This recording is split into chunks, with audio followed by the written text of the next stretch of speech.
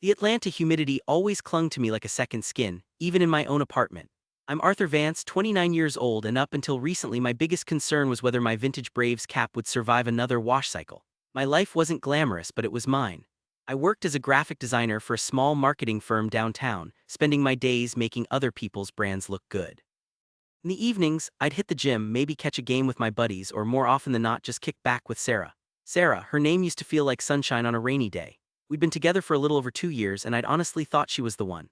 She had this laugh that could make me forget a bad day faster than a double shot of espresso, and a way of looking at me that made me feel like I was the only man in the world. We talked about everything, our dreams, our fears, even the slightly embarrassing story of how I once tried to cook a gourmet meal and ended up setting off the smoke alarm 3 times. We picked out paint swatches for a hypothetical future apartment, discussed what kind of dog we'd get, and even loosely planned a trip to Italy for our third anniversary. Our relationship wasn't just good, it felt solid, built on trust and a shared sense of humor. I trusted her implicitly, probably more than I'd ever trusted anyone. She was my rock, my confidant, the person I imagined growing old with. Then came the text. A simple message, innocent enough on the surface, but it hit me like a cold shower. Guess what? My ex just invited me on a trip to the Caribbean. I know, crazy, right? But it's a free trip and it sounds fun. What do you think? My stomach dropped faster than a roller coaster on its first plunge. Her ex, Brian. I knew about Brian. He was a ghost from her past, a brief, tumultuous relationship before me. Sarah had always dismissed him as a mistake, a phase she was glad to be over. And now he was inviting her on a trip, a free trip to the Caribbean. My mind raced, trying to make sense of it. Why would he do that, and why would she even consider it? What do I think? I typed back, my fingers trembling slightly. I think it's a terrible idea, Sarah. Why would you even consider going on a trip with an ex? Her response was a string of emojis, a shrug, a wide-eyed, innocent face. Relax, Arthur, it's just Brian, he's totally over me and it's not like anything would happen. It's a free vacation. Who says no to that? The casualness of her reply stung. It felt dismissive of my feelings, of our relationship. We had talked about Italy, but she was considering the Caribbean with Brian. I do, I wrote. I say no, this isn't right, Sarah. It makes me uncomfortable. It makes me question things. That night the air in our apartment was thick with tension. We talked, or rather I tried to talk while she deflected. She insisted it was purely platonic, a harmless getaway. She accused me of being insecure, of not trusting her. The words felt like a betrayal in themselves, twisting the knife further. I wanted to believe her, wanted to push away the icy tendrils of doubt that were starting to wrap around my heart. But something felt off. The Sarah I knew, the Sarah I loved, wouldn't even entertain such an idea if she truly understood how much it bothered me. I tried to let it go, to tell myself I was overreacting. But the image of her and Brian, alone on a Caribbean beach, kept flashing in my mind. The trust I had so freely given her was cracking, like a fault line appearing in solid ground. I found myself checking her phone when she wasn't looking, a desperate, shameful act that went against every fiber of my being. I found nothing, and for a fleeting moment I felt a flicker of relief, followed by a wave of guilt. Maybe I was just being paranoid. Then a few days later she started acting different, distant. She was on her phone more, laughing at texts she wouldn't share. Our conversations became superficial, laced with an unspoken tension. The spark that usually flew between us felt damp and cold. One evening after a particularly quiet dinner she mentioned Brian again, almost offhandedly. Oh, Brian said he already booked the flights, he got a really good deal. My blood ran cold. Booked the flights without even a definitive yes from her, without addressing my concerns. This wasn't just a hypothetical invitation anymore. This was happening. It felt like a punch to the gut. All her denials, all her reassurances evaporated in that single sentence. I stared at her, my voice flat. So you're going then? It wasn't a question. She looked away, picking at a loose thread on the sofa cushion. Well, I mean, he already paid for it. It would be rude to back out now. Rude to back out? What about rude to me? To our relationship? The words died in my throat. I couldn't even summon the energy to argue anymore. My mind was racing, trying to put the pieces together, but they wouldn't fit. The Sarah I knew was a loyal, honest woman. This Sarah was a stranger. The next morning, driven by a gnawing suspicion that felt more like a certainty, I did something I never thought I'd do. I found Brian's number. Sarah had mentioned it casually once back when we first started dating, dismissing him completely. I tracked him down through a mutual acquaintance we both had from college, a guy named Mike who I barely knew. I felt a knot of dread tightening in my chest, but I knew I had to hear it from him. I had to know the truth, unfiltered by Sarah's excuses. I called him, my voice surprisingly steady. He picked up, sounding annoyed. I introduced myself, and there was a pause, a charged silence that spoke volumes. Then he let loose. He told me everything. He said Sarah was the one who initiated the trip, not him. She had approached him, enthusiastic about the idea of a free vacation. A free vacation. My stomach churned, and then came the real bombshell. They'd had sex once right after Sarah and I had started dating. The world tilted on its axis. My head spun, 1,000 memories flashing before my eyes, tainted by this new, sickening revelation. Every I love you, every tender moment, every shared laugh now felt like a cruel joke. He wasn't trying to be malicious, he simply didn't care about my feelings. He had no loyalty towards me, he said, so he had no issue being blunt. He explained that every time Sarah and I had an argument, big or small, she would call or text him. He even pulled out his phone, scrolling through their messages, a sickeningly long trail of conversations. I saw them clear as day, her name, his name, a timeline of our fights laid bare for me to see. She had deleted entire parts of their conversations on her end, he pointed out, showing me the gaps in her phone's message history compared to his. The deception was meticulous, calculated. My world crumbled around me. It wasn't just a potential trip with an ex, it was a deep, ongoing betrayal, a secret life she had been living behind my back. She had been using him as her emotional trash can, her confidant, her escape, all while pretending to be devoted to me. And the sex, that single act, committed when we were just starting to build something real, felt like the ultimate desecration of our beginning. I walked back into our apartment, the screenshots burned into my mind. She was sitting on the sofa, scrolling through her phone, humming a little tune. She looked up, a tentative smile on her face. "Hey, you're back, everything okay?" I held out my phone, displaying the damning evidence. Her face went slack, then hardened. She still denied it, even when confronted with the irrefutable proof. She called Brian a liar, said he was trying to ruin our relationship, that he was obsessed with her. But the messages, the dates, the sheer volume of their contacts spoke for themselves, there was no denying it. "It's over, Sarah," I said, my voice barely a whisper, yet firm. "I can't do this, not anymore." She looked shocked, then angry. She screamed, she cried, she begged, she even tried to hug me, but I recoiled. The illusion of her, the woman I thought I knew, shattered completely. The pain was an almost physical thing, a crushing weight in my chest. I felt like a fool, utterly deceived, used, and discarded. Brian had told me she'd blocked his number now, but he wasn't bothered. Of course he was. He had already laid bare her deceit. I stood there, surrounded by the remnants of what I thought was my future, staring at the woman who had meticulously dismantled it, brick by painful brick. The relationship was over. But as I packed a small bag, just enough to get me through the night at a friend's place, a cold, hard resolve began to solidify within me. The pain was still raw, but beneath it a tiny, dangerous spark flickered. Just walking away, that felt too easy, too passive. After everything she'd done, after the casual cruelty of her deception, getting on with my life felt like letting her off the hook. She had walked all over my trust, my feelings, my entire perception of our shared life. She had to understand the cost of that. And Brian, he was just a pawn, a tool, but he had also been complicit. Maybe he didn't feel any loyalty to me, but he had certainly played his part in this elaborate charade. The question remained, what did I do now? The silence was a thick, suffocating blanket. After Sarah walked out, or rather after I told her to leave and she did, the apartment felt colder than the Atlanta winter outside. Every item in the room, every picture on the wall, every shared memory felt tainted. She had packed her things quickly, muttering denials and pleas, but I saw only the cold, hard screenshots Mark had sent me. Her carefully curated innocence had shattered, revealing the manipulative mess beneath. It was a betrayal so profound it felt like a physical wound, bleeding out all the hope and trust I'd invested. I spent the next few days in a fog. Work was a blur of spreadsheets and meaningless meetings. My colleagues, if they noticed my withdrawn state, were too polite to comment. I lived on coffee and stale takeout, the taste of ash in my mouth. Sleep offered no escape, only restless dreams of arguments and deceit. I was 29 and I felt like my entire world had just imploded. Arthur Vance, the guy who always had a plan, always had his ducks in a row, was adrift. The question of what to do next gnawed at me. The Reddit post I'd stumbled upon, the one that perfectly articulated my situation, kept echoing the final line. Do I react towards him as well or just walk away and get on with my life? Walking away felt like surrender, like letting them off the hook for the pain they'd caused. Sarah's lies were one thing, a slow poisoning of trust. But Mark's bluntness, his casual dismissal of my feelings, that was a whole different kind of insult. He had laid bare the ugly truth, not out of concern for me but because he simply didn't care. That indifference was a weapon and it had cut me deep. The anger began to simmer slow and low beneath the grief. It wasn't a fiery, impulsive rage but a cold, calculated burn. I thought about Mark's smug face as he showed me those texts, the way he seemed to enjoy my discomfort. He wasn't just an accessory, he was an active participant, reveling in the drama he helped create. And Sarah. She wasn't just a cheater, she was a master manipulator, deleting evidence, spinning tales, playing both of us for fools. No, walking away wasn't an option, not anymore. The thought of them going on with their lives, unburdened by the chaos they'd unleashed, was unbearable. I needed to make them understand. I needed them to feel a fraction of what I was feeling. This wasn't about revenge in the sense of eye for an eye, not exactly. It was about balance, about consequences. And about regaining a sense of control over my own narrative. My job as a financial analyst at a small investment firm in Midtown Atlanta had trained me in the art of meticulous research, of finding patterns in data, of exploiting weaknesses. It wasn't a glamorous job, but it paid the bills, and more importantly, it had sharpened my mind. I was good at digging, at connecting disparate pieces of information. And now I had a new, deeply personal project. I started with Mark. He was the easier target, the one who had openly declared his lack of loyalty. I pulled up his social media, not just Facebook and Instagram, but LinkedIn, even old MySpace profiles I could dig up through archive searches. I was looking for vulnerabilities, for connections, for anything that could give me leverage. Mark wasn't particularly careful online. His public posts revealed a penchant for bragging, for showing off his new car, his expensive watch, his entrepreneurial spirit. He styled himself as a self-made success, working in real estate. Lots of photos with clients, open houses, networking events.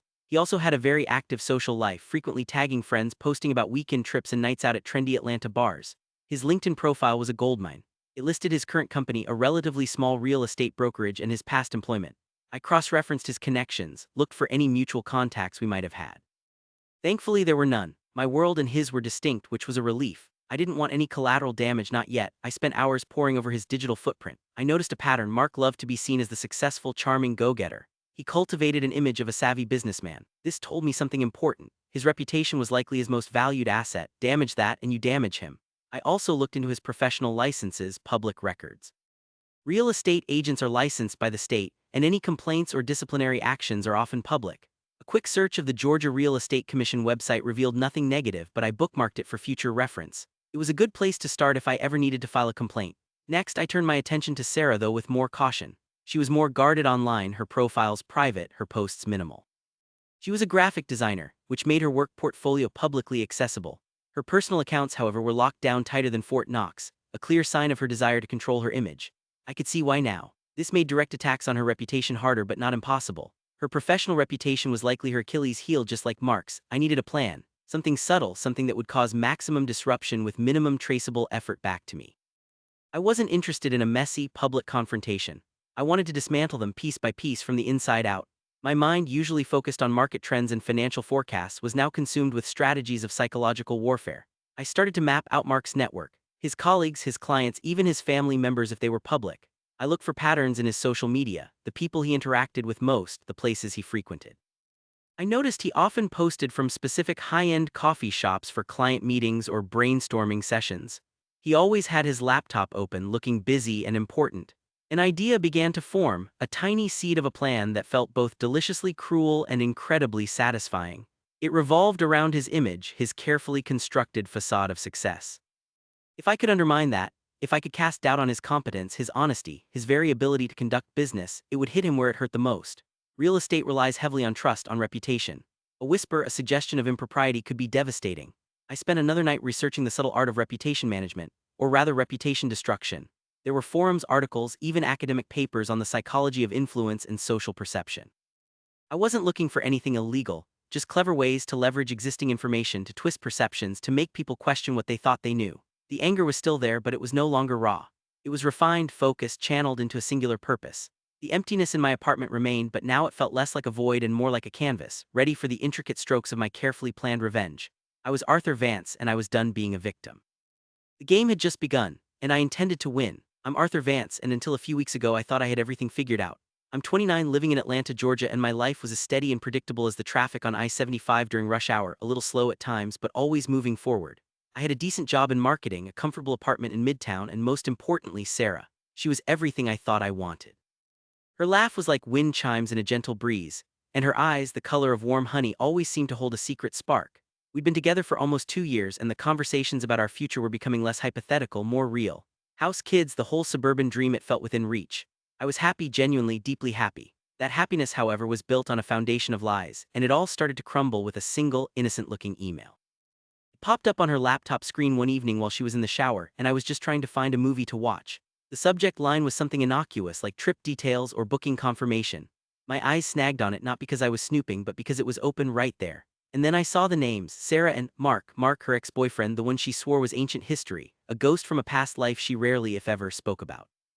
My stomach dropped, a cold, heavy stone. My fingers hovered over the trackpad, a battle raging in my mind. Loyalty versus gut-wrenching dread. Dread won. I clicked. It was a confirmation for a week-long trip to Costa Rica, flights and a resort booked, all under both their names. The dates were for 2 months from now, 2 months. She hadn't said a word, not a single, solitary word. I closed the laptop as if it were a burning coal, my hands trembling. The sound of the shower stopping jolted me back to reality. I took a deep breath, trying to steady my racing heart. How could she? Why would she? The question spun in my head, a dizzying whirlwind. When she walked out wrapped in a towel, humming a tune, her face glowing from the steam, I felt a wave of nausea. This woman who I loved was planning a secret trip with her ex. It was a punch to the gut. I tried to be calm, to approach it rationally. Hey honey, I started, trying to keep my voice even. I just saw an email pop up on your laptop. Something about a trip with Mark. Her humming stopped. Her eyes, those warm honey eyes, widened, and a flicker of panic crossed them before she clamped down on it. Oh, that, she said, her voice a little too casual, a little too high-pitched. She walked over to the dresser, picking up a hairbrush. It's nothing, really.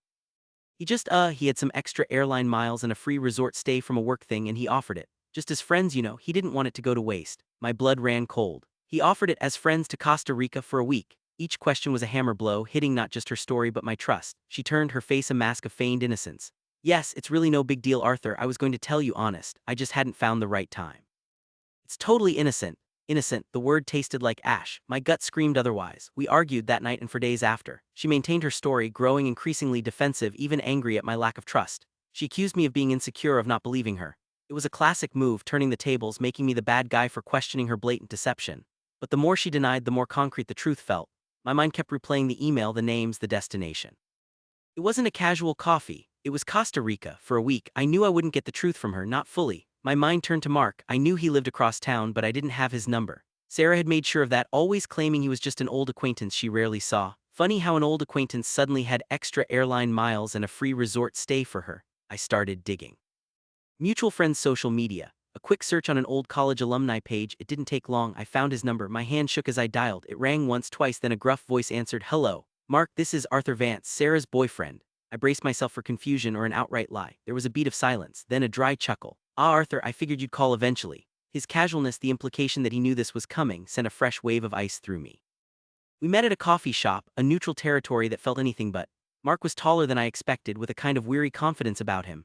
He ordered a black coffee, no sugar, no cream, just like his demeanor. So, he began stirring his coffee with a spoon. You want to know about the trip, I assume. And anything else, I said, my voice tight. Sarah says you offered it to her, that it's just friendly. He looked up, a faint, almost imperceptible smirk playing on his lips. Sarah's quite the storyteller, isn't she? No, Arthur, she's the one who asked me. Said she needed a break, and since I travel a lot for work, she figured I'd have connections for a cheap getaway. I just happened to have those miles in the resort deal. Convenient, right? My heart sank further, a pit formed in my stomach. She asked you? Yep, and not just for the trip. Every time you two had a fight, big or small, my phone would light up. Texts, calls, late into the night sometimes. She'd vent, complain about you, tell me how unhappy she was. He pulled out his phone, scrolling through messages. My eyes scanned the screen, seeing Sarah's name, message after message, going back months, full of complaints about me, expressions of loneliness, even a few thinly veiled flirtations. Entire sections were missing, chunks of conversation clearly deleted. She deletes her side of the conversation, he explained, but I never bothered, not my problem really. The cold dread turned into a burning rage. She had been playing me, playing him, playing us both. The casual betrayals, the constant contact behind my back, the lies she spun with such ease, it was sickening. And there's more, isn't there? I asked, my voice barely a whisper. I could feel the blood draining from my face. He nodded, taking a sip of his coffee.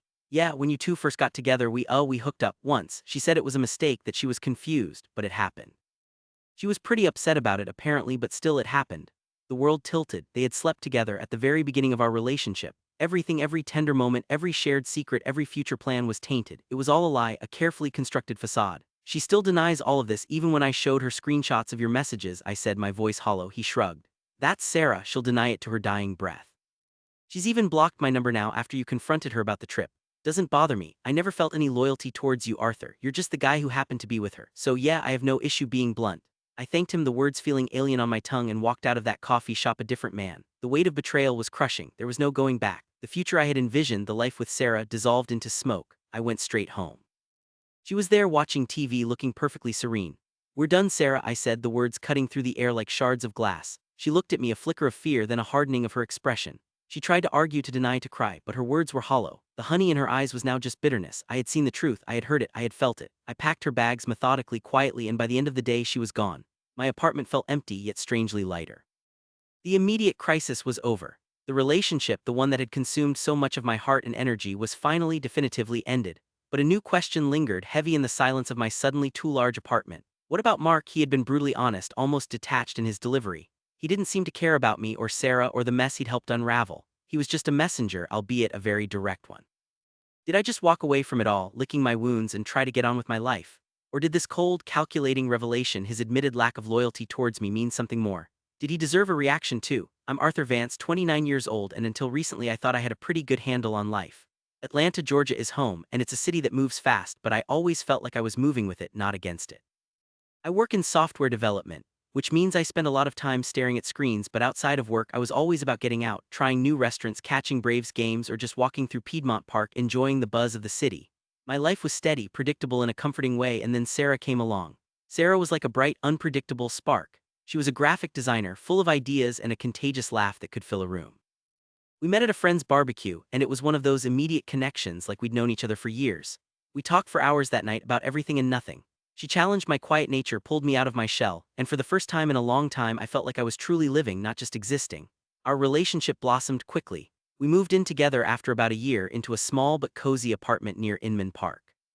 Mornings were about coffee and shared jokes, evenings about cooking together or binge-watching some new show.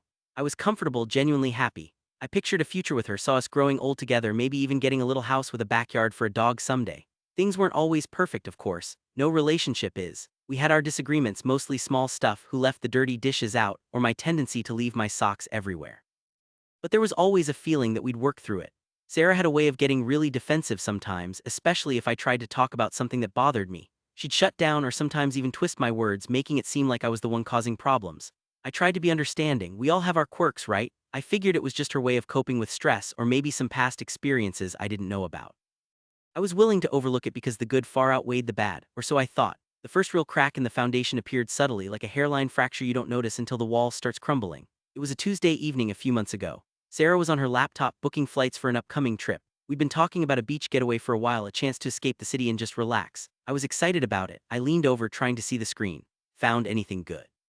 I asked, my voice light. She flinched, almost physically recoiled, and slammed the laptop shut. Her face was pale. Nothing, she said, her voice tight, a little too quick. Just looking at options. It's too expensive right now. My eyebrows furrowed. Too expensive? I thought we agreed we'd budget for it. What were you looking at?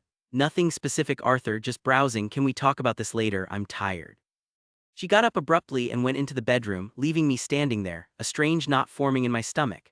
It wasn't like her to be so secretive about something as simple as booking a trip. It felt off, but I pushed it down. Maybe she was just having a bad day. A few days later, I was cleaning out some old drawers looking for a misplaced charging cable. I stumbled upon an old, unused travel brochure for a resort in Chelum. It caught my eye because Chelum was one of the places Sarah had mentioned wanting to go. As I flipped through it, a small handwritten note fell out. It was a receipt for a deposit dated a few weeks prior for 2 people at that very resort, and the name on the receipt wasn't mine. It was a name I recognized but couldn't quite place immediately. Then it hit me: Mark, her ex-boyfriend, who she occasionally mentioned, always in a dismissive tone, as if he was a distant, irrelevant memory. My blood ran cold. My hands started to tremble. This wasn't some innocent mistake. This was a direct contradiction to what she'd told me. The laptop incident, her sudden defensiveness, it all clicked into place. I felt a wave of nausea. I wanted to believe it was a misunderstanding, a ridiculous coincidence, but the evidence was staring me in the face. I walked into the living room, the receipt clutched in my hand, my heart pounding against my ribs. Sarah was watching TV, scrolling through her phone. She looked up, sensing the shift in the atmosphere. Her smile faded when she saw my face. Arthur, what's wrong? I held out the receipt, my voice barely a whisper. What is this, Sarah? Why is Mark's name on a deposit for a trip to Chelum? Her eyes darted from the receipt to my face. For a split second, I saw panic, raw and unconcealed. Then just as quickly it was replaced by indignation. Where did you get that? Are you going through my things? Don't deflect, I said, my voice rising, losing its tremor, gaining a sharp edge. Answer the question. Are you planning a trip with your ex-boyfriend? She stood up, her jaw clenched. It's nothing, Arthur. It was an old booking. He paid for it ages ago. We were supposed to go, but then we broke up. I just forgot about it. Forgot about it? Sarah, this receipt is dated just a few weeks ago. It's a recent deposit.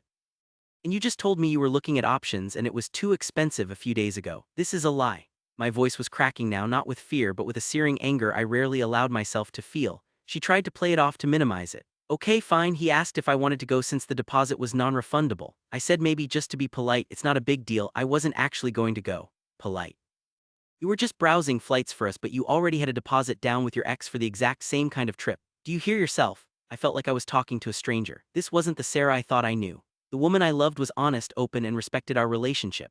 This version of her was a master of evasion. The argument spiraled. She became more agitated, more defensive, more insistent on her innocent version of events. I kept pushing, demanding the truth, but it was like hitting a brick wall. She even started crying, claiming I was being unfair, that I didn't trust her, that I was ruining our relationship over nothing.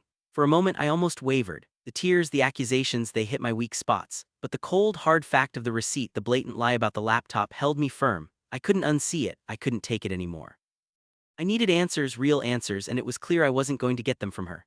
My mind kept going back to Mark. If Sarah was lying, maybe he wouldn't. He had no loyalty to me, so why would he protect her? He'd probably tell me exactly what happened. It was a desperate thought, born out of hurt and a sickening feeling of betrayal, but it was a thought I couldn't shake. The next morning, while Sarah was at work, I found Mark's number. She had mentioned it once ages ago, saying she'd blocked him, but I remembered her saving it somewhere, just in case. I scrolled through her old phone contacts on her iPad, something I normally would never do, but desperation had taken over. I felt dirty like a detective, but the need for truth overshadowed my usual respect for privacy. I found it hidden away. My hands trembled as I dialed. He answered on the third ring, his voice surprisingly calm. "Mark, this is Arthur." "Sarah's boyfriend." I braced myself, my heart pounding. There was a pause. "Oh, right, what can I do for you, Arthur?" His tone was flat, devoid of emotion. I took a deep breath. "I found a receipt for a trip to Chelum with your name on it, and Sarah's. She says it was an old booking, but the date says otherwise. I need to know what's going on." Another pause, a slightly longer one this time. "She told you that, huh? An old booking?" He let out a short, humorless laugh. "No, Arthur, it's not an old booking. She asked me to go a few weeks ago, just like the receipt says. She was the one who reached out." The words hit me like a physical blow, even though I'd been expecting them. It was one thing to suspect, another to hear it confirmed so calmly, so matter-of-factly. My throat tight. "She asked you?" "Yeah, said she needed a break, said things with you were getting complicated." He didn't sound malicious, just weary. "Look, I don't have any loyalty to you, so I'll be blunt. We had sex once when you two had just got together, and every time you two had an argument she'd call or text me. A lot. I've got the messages to prove it if you want to see them." My blood ran cold. Sex. When we had just got together, and every argument, it was like the floor had dropped out from under me. The betrayal was deeper, more insidious than I could have imagined. This wasn't just a secret trip, this was a pattern of deception, a parallel life she'd been living right under my nose. "Messages?" I choked out, my voice raw. "Yeah, she deleted a lot of her side, but mine are all there. You can see how often she reached out." He offered to screenshot them and send them to me. I accepted, my hands shaking so badly I almost dropped my phone. When the screenshots came through, I stared at them numb. There were dozens, going back months. Late-night texts, rambling about our arguments, complaining about me, talking about how stressed she was, how she wished things were different. And Mark's responses, mostly empathetic, occasionally suggestive. It was sickening. She had systematically deleted her side of the conversations, trying to erase the evidence, but his messages, even without hers, painted a damning picture. The sheer volume of them, the timing, always after an argument, always when I thought we were working things out. It was a calculated, deliberate pattern of emotional infidelity, and physical at least once. When Sarah came home that evening, I was waiting. I didn't yell, I didn't even raise my voice, I just sat her down, calm and cold. "We need to talk." She rolled her eyes. "Still on about the trip, Arthur? I told you it's nothing." "No," I said, pulling up the screenshots on my phone, turning the screen towards her. "This is what we're talking about." Face, usually so expressive, went utterly blank as she saw the messages. The color drained from her cheeks, leaving her looking almost ghostly. Then unbelievably, she started to deny it. "Those are fake, Arthur. You're being paranoid. He's lying. He's lying, and the receipt for Chelum, is that fake too? And your laptop slammed shut, and your tears trying to manipulate me." My voice was quiet, but it carried the weight of everything that had shattered inside me. "He told me everything, Sarah. He showed me the messages. He told me about the sex." That last word hung in the air, a final, poisoned dart. She flinched, but even then she kept denying it, her voice trembling but her words still full of self-preservation. "It was a mistake, just once. I was confused. He's trying to cause trouble between us." "There is no us anymore, Sarah," I said, standing up. My decision was made, clear and absolute. The pain was immense, a gaping wound, but clarity had finally cut through the fog of confusion and betrayal. "It's over." She started to cry, real tears this time, but they held no sway over me. I'd seen them too many times, used as a shield, as a weapon. She pleaded, she begged, she swore she'd change, that it meant nothing, that she loved me. But all I could see was the tapestry of lies, painstakingly woven piece by piece over months. All I could feel was the hollow ache of a trust irrevocably broken. "She's blocked Mark's number now," he told me. "Not that it matters. The damage is done, the relationship is ended. I'm free in a way, but also utterly lost, adrift in the aftermath of a storm I never saw coming. The apartment, once our home, now feels empty, haunted by whispers of deceit. I'm left with the wreckage, the questions. Do I let this go, try to heal and move on, or do I react towards him as well? He was complicit, a willing participant in the destruction of my life." The thought of just walking away, of letting them both escape unscathed, burns like a brand. The anger is a cold, hard knot in my gut, twisting tighter with every memory, every realization of how thoroughly I was played. What do I do with that anger? Do I let it consume me, or do I channel it? Do I seek some form of retribution, or do I just walk away and try to get on with my life, pretending none of this ever happened? The silence in the apartment screams the question, and I don't have an answer. Not yet, but I know one thing: ignoring it won't make it disappear. This isn't just about a broken heart, it's about a fundamental violation of trust, a deep betrayal that has left me questioning everything I thought I knew. The days after I broke up with Sarah were a blur of numb quiet. Atlanta, a city that usually hummed with vibrant energy, seemed muted, its usual cacophony reduced to a distant whisper. I walked the familiar streets near my apartment in Midtown, past Piedmont Park, the very places where Sarah and I had built so many memories, and felt nothing but an empty ache. My friends called worried, but I kept my explanations brief, generic. Things just didn't work out. I couldn't bring myself to voice the ugliness, the deep betrayal that festered beneath my calm exterior. But beneath the numbness, a seed of something else began to sprout: resolve. It wasn't about vengeance, not truly. It was about truth. It was about reclaiming my narrative, about not letting her insidious lies define the ending of what I'd thought was a genuine love. The screenshots Mark had given me, crisp and damning, burned a hole in my pocket, a constant reminder of her calculated deceit. I thought about just walking away. Lord knows, part of me craved the simplicity of forgetting, of pretending none of it had ever happened. But then I'd remember her dismissive smirk, her cold eyes as she denied the undeniable, and I knew I couldn't. Not when she was still out there, weaving her web of charming falsehoods among our mutual friends. I didn't want to burn her world down, but I couldn't let her continue to burn mine or anyone else's without consequence. The opportunity came a few weeks later. Our friend Michael was having a small get-together at his place. A casual barbecue, just the core group, the ones who knew both Sarah and me well. My stomach churned at the thought of seeing her, but I knew this was my chance. My one chance to set the record straight, not for spite but for clarity, for me. I arrived early, helping Michael with the grill, trying to appear nonchalant. My heart hammered against my ribs when Sarah walked in, her usual bright smile fixed on her face, greeting everyone as if nothing had happened. She even gave me a brief, almost pitying look, as if I was the one who had made the mistake. The audacity of it stoked the dying embers of my anger into a quiet, steady flame. As the evening wore on, the conversations flowed light and easy. Sarah, as always, was the center of attention, her laughter bright and infectious. She began to subtly weave herself back into the narrative of our breakup, painting herself as the wronged party, subtly implying my emotional distance or some vague incompatibility. I watched, a quiet observer, letting her dig her own grave. Then, during a lull in the conversation, when a few of our closer friends were gathered around the patio table, she sighed dramatically. "It's just been so hard," she said, her voice laced with manufactured sadness, looking pointedly at me. "Some people just can't handle commitment, I guess. You try your best and it's never enough." A few sympathetic murmurs rippled through the group. This was it, my moment. I took a deep breath, feeling a strange calmness settle over me. "You know, Sarah," I said, my voice even cutting through the murmurs. Everyone turned to me, surprised by my sudden interjection. Sarah's smile wavered, a flicker of apprehension in her eyes. "It's funny you mentioned commitment. I've been doing a lot of thinking about that and about honesty." I reached into my pocket and pulled out my phone. The screen glowed with the familiar blue and green bubbles of the text messages. "I think we all value honesty, right? Especially in relationships." I paused, letting my gaze sweep over each face before settling back on Sarah's. Her face had gone pale, her eyes darting to my phone then back to mine, a desperate, trapped look in them. "I had a really interesting conversation with Mark a while back," I continued, naming her ex. The air thickened. Mark was known to some of them, less so to others, but the name hung in the air, weighted with unspoken history. "He had some interesting insights into your commitment and how you handle disagreements." I tapped a few times, bringing up the first screenshot, a message from Sarah to Mark, right after an argument Sarah and I had. It was innocuous enough on its own, but the timestamp was key. Then I scrolled, showing the sheer volume of them, message after message, timestamped during periods of our relationship she'd sworn were happy and stable. Finally, I showed the message where she'd asked him about the trip, and the one dated barely a month into our relationship where Mark confirmed they'd had sex.